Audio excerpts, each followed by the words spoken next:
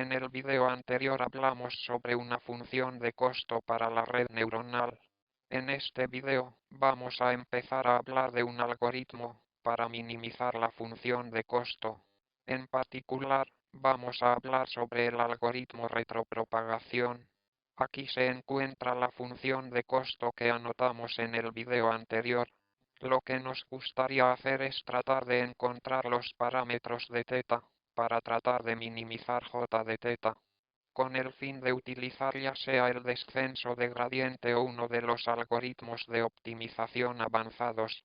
Lo que tenemos que hacer, por lo tanto, es escribir el código que lleva esta entrada a los parámetros de θ, y calcula j de θ, y estos términos de la derivada parcial. Recuerda que los parámetros en la red neuronal de estos elementos, en θ, superíndice L subíndice I, ese es el número real y por eso, estos son los términos de la derivada parcial que necesitamos calcular. Con el fin de calcular la función de costo j de θ, solo tienes que utilizar esta fórmula de aquí arriba y por eso, lo que quiero hacer en la mayor parte de este video es enfocarme en hablar acerca de cómo podemos calcular estos términos de la derivada parcial. Vamos a empezar por hablar de un caso cuando solo tenemos un ejemplo de entrenamiento, así que imagínate, si quieres que todo nuestro conjunto de entrenamiento conste de un solo ejemplo de entrenamiento que sea un parxi, no voy a escribir x1 solo escribe esto. Escribe un ejemplo de entrenamiento como xi y pasemos a la secuencia de cálculos que íbamos a hacer con este ejemplo de entrenamiento. Lo primero que hacemos es aplicar la propagación hacia adelante para calcular si una hipótesis en realidad resulta dada esta entrada. En concreto, recordemos que la llamamos a x1 que son los valores de activación de esta primera capa que era la entrada acá. Bien, voy a establecer eso para x y luego vamos a calcular zx2 igual a th a x1 a x1 y a x2 es igual a g, la función de activación sigmoidea aplicada a zx2 y esto nos daría nuestras activaciones para la primera capa interna.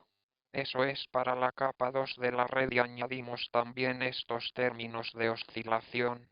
A continuación aplicamos dos pasos más de estos cuatro y la propagación para calcular a x3 y a x4 que es también la salida de una hipótesis h de x. Así que esta es nuestra implementación vectorizada de la propagación hacia adelante y que nos permite calcular los valores de activación para todas las neuronas en nuestra red neuronal. A continuación, con el fin de calcular las derivadas, vamos a utilizar un algoritmo denominado retropropagación. La intuición del algoritmo de retropropagación es que por cada notación vamos a calcular el término delta, superíndice L subíndice J y eso de algún modo va a representar el error de la notación J en la capa L.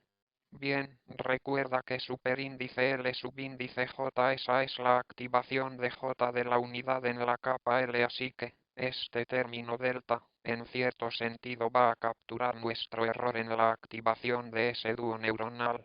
Entonces, ¿cómo podríamos desear que la activación de esa notación fuera un poco diferente? Pues simple, tomando el ejemplo de la red neuronal que tenemos a la derecha que tiene 4 capas, y así L mayúscula es igual a 4. Por cada unidad de salida, vamos a calcular este término delta. Así, delta, para j de la unidad en la cuarta capa es igual a justo la activación de esa unidad menos el que era el valor real de 0 en nuestro ejemplo de entrenamiento. Bien, este término de aquí también se puede escribir como hx subíndice j, correcto. Y así este término delta es justo la diferencia entre lo que la hipótesis da por resultado y el que era valor de i en nuestro conjunto de entrenamiento, donde esta i subíndice j es j del elemento del valor del vector i en nuestro conjunto de entrenamiento con valor asignado.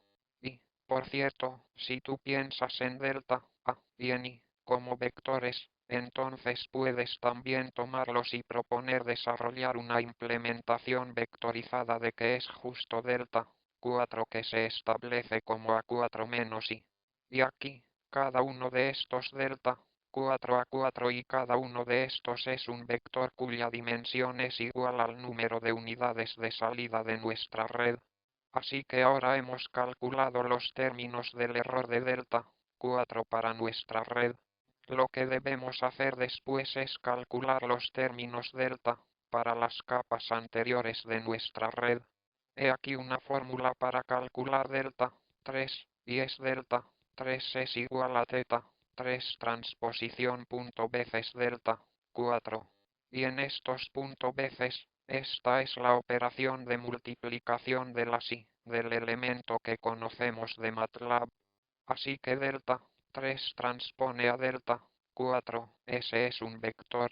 G'z3s también es un vector, así que punto veces es una multiplicación de la sí, del elemento entre estos dos vectores. Este término G' de z3, que formalmente es en realidad la derivada de la función de activación de G evaluada en los valores de entrada dados por z3.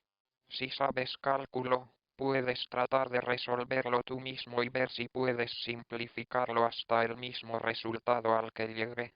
Pero yo solo te voy a decir pragmáticamente lo que eso significa.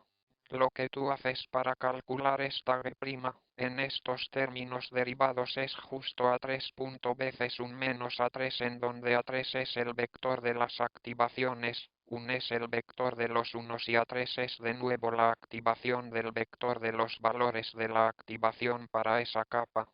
A continuación, aplicas una fórmula similar para calcular delta 2, en donde de nuevo esta puede calcularse utilizando una fórmula similar. Solo que ahora es A2 como tal y yo luego lo demuestro aquí, pero tú puedes en realidad, y es posible demostrarlo si sabes cálculo, que esta expresión es igual a matemáticamente la derivada de la función g, de la función de activación, que estoy señalando mediante G', y, finalmente, eso es todo y no hay ningún término de LT aún, porque la primera capa corresponde a la capa de entrada y esa es justo la variable que observamos en nuestros conjuntos de entrenamiento, que no tengan ningún error asociado. Esto no es, ya lo sabes, en realidad no queremos tratar de cambiar esos valores. Y así tenemos los términos de delta, solo para las capas 2, 3 y para este ejemplo. El nombre retropropagación proviene del hecho de que empezamos por calcular el término delta para la capa de salida y luego regresamos una capa y calculamos los términos delta para la tercera capa oculta y luego regresamos otro paso para calcular delta 2 y así sucesivamente. Digamos que estamos retropropagando los errores de la capa de salida hacia la capa 3 y hacia la capa 2, de ahí el nombre de retropropagación. Finalmente, la derivación es muy complicada y está sorprendentemente implicada, pero si realizas estos pocos pasos de cálculo es posible que demuestres, y es francamente algo viral, una complicada demostración matemática. Es posible demostrar que si tú ignoras la regularización, entonces los términos de la derivada parcial que quieres están exactamente dados por las activaciones y estos términos delta. Esto es ignorar lambda, o si lo quieres ver de otro modo, como si el término de regularización lambda fuese igual a cero. Arreglaremos este detalle más adelante con respecto al término de regularización, aunque bueno, al realizar la retropropagación y al calcular estos términos de delta puedes, y ya lo sabes, calcular bastante rápido estos términos de la derivada parcial para todos tus parámetros. Así que estos son un montón de detalles. Vamos a reunir todo y a poner todo en perspectiva para hablar acerca de cómo implementar la retropropagación para calcular las derivadas con respecto a tus parámetros. Y en caso de que tengamos un gran conjunto de entrenamiento, no solo un conjunto de entrenamiento de un ejemplo, esto es lo que hacemos. Vamos a suponer que tenemos un conjunto de entrenamiento de M, ejemplos como el que se muestra aquí. Lo primero que vamos a hacer es que vamos a establecer estos delta, L subíndice y J. ¿Y qué es este símbolo triangular? Esto de hecho es delta, mayúscula en el alfabeto griego. El símbolo que teníamos en la diapositiva anterior era delta, minúscula. De modo que el triángulo es la mayúscula de delta. Vamos a igualar esto a 0 para todos los valores de L y J. En algún momento, esta delta, mayúscula L y J se utilizará para calcular el término de la derivada parcial con respecto a teta, L y J de teta. Bien, como veremos en un momento, estos deltas se van a utilizar como acumuladores que lentamente agregarán elementos para calcular estas derivadas parciales. A continuación, vamos a recorrer nuestro conjunto de entrenamiento. Así que, vamos a decir que y es igual a 1 a través de m y entonces para la iteración de y, vamos a trabajar con el ejemplo de entrenamiento xi, y. Entonces, lo primero que vamos a hacer es establecer aún, que son las activaciones de la capa de entrada, establecer que sea igual a xi, que son las entradas para nuestro ejemplo y de entrenamiento, y luego vamos a realizar la propagación hacia adelante para calcular las activaciones para la capa 2, la capa 3 y así sucesivamente hasta la capa final, la capa L mayúscula. A continuación, vamos a utilizar el valor asignado de la salida y de este ejemplo específico que estamos viendo para calcular el término de error delta, L para la salida de allí. Entonces, delta, L es lo que resulta de la hipótesis menos lo que era el valor asignado meta y luego vamos a usar el algoritmo de retropropagación para calcular delta, L menos 1, delta, L menos 2, y así hasta llegar a delta 2 y una vez más ahí está ahora delta 1 porque no asociamos un término de error con la capa de entrada. Y, por último, vamos a utilizar estos términos de delta mayúscula para acumular estos términos de la derivada parcial que anotamos en el rubro anterior. Y, por cierto, si tú miras esta expresión, es posible vectorizar esto también. Concretamente, si piensas en delta ig como una matriz indexada mediante subíndice ig, entonces, si delta L es una matriz, se puede reescribir esto como delta L, se actualiza como delta L más el caso de abajo de delta L más un beta XL transposición. Así que esa es una implementación vectorizada de esto que automáticamente realiza esta actualización de todos los valores de I y J. Finalmente, después de ejecutar el conjunto de los 4 ciclo for salimos entonces del cuarto ciclo for y calculamos el siguiente. Calculamos de mayúscula como a continuación y tenemos dos casos separados para j igual a 0 y j no igual a 0. El caso en el que j es igual a 0 corresponde al término de sesgo, así que cuando j es igual a 0 esa es la razón por la que nos falta este término de regularización extra.